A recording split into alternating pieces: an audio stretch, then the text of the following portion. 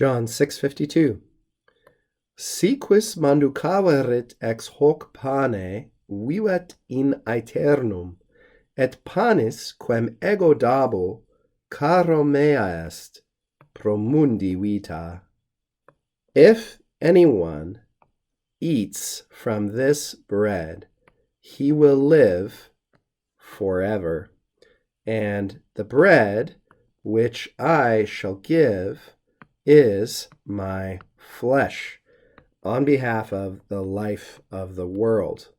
Perhaps the first thing that you will notice about this verse as it continues Jesus' discourse about the bread of life, which he identifies with himself, is that there's a bit of an inversion in the order in which the words are given here when you move from the Latin to most common English translations. When Jesus says, "The bread which I shall give is my flesh for the life of the world," we might notice that "for the life of the world" in English is usually transposed a little bit earlier in the sentence. So that's one thing that might throw you for a loop right away.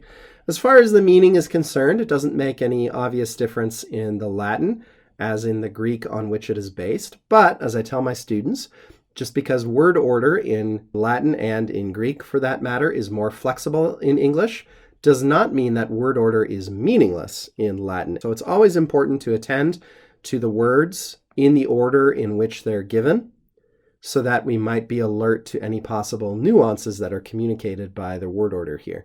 Now, I'm going to leave this particular verse and its word order as it's given to the theologians to explicate further on the theological level.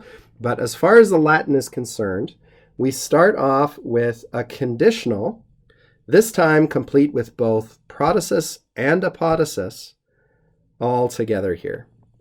So conditional sentences can belong to a number of different types. We're not going to review all of them right now because that would make this video too long, but it's worth going back in your grammar or textbook of choice and reviewing those different types of conditional sentences.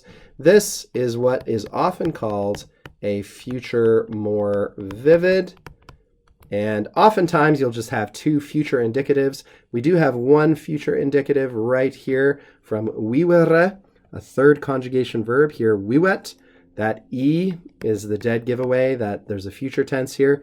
Remember, for the third conjugation, we don't get that BI infix indicating the future, so we've got to be alert to see that changed vowel.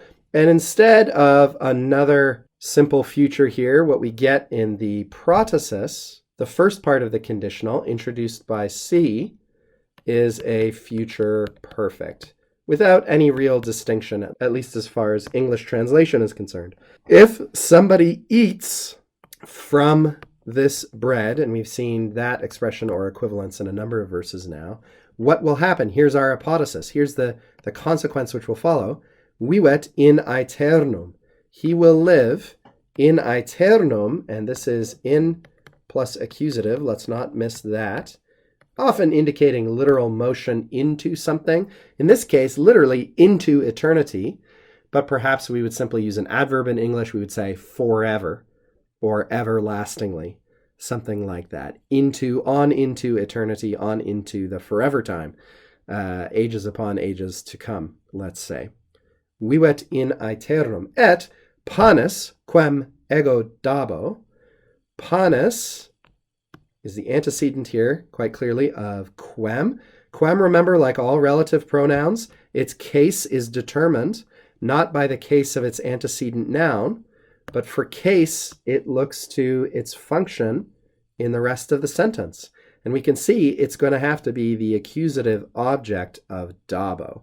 So it matches panis in number and gender, but not in case. Its case, again, is determined by its function in the subordinate clause of which it's part. So the bread which I shall give, and here, if we like, we could insert pro mundi vita, and this, of course, is an ablative singular there at the end, on behalf of the life of the world or the universe.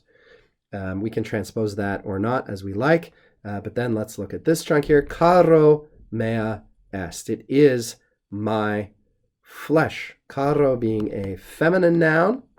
Again, it might seem strange. Sometimes students are confused by these pronoun-derived adjectives, my, yours, his, etc. And we think, well, if the person speaking is male, doesn't that mean the gender of this adjective form should be male?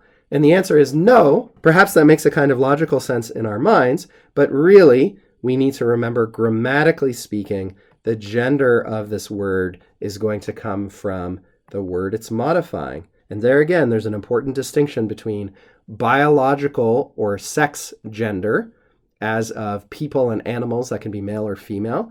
We've also got to remember we've got grammatical gender, which is more or less arbitrary for Latin nouns. And it's that grammatical gender that matters when we're talking about the shape of this word modifying this noun. Even though Jesus obviously is masculine, flesh as a term, as a noun, is not masculine. The meus, the fact that this word altogether is being used, indicates, of course, that this karo, grammatically feminine, belongs to the particular masculine person, Jesus. So don't get confused about that. Karo here is a somewhat unusual third declension noun, or somewhat unusual looking third declension noun, I suppose we could say, because it ends in O, and there aren't a ton of those.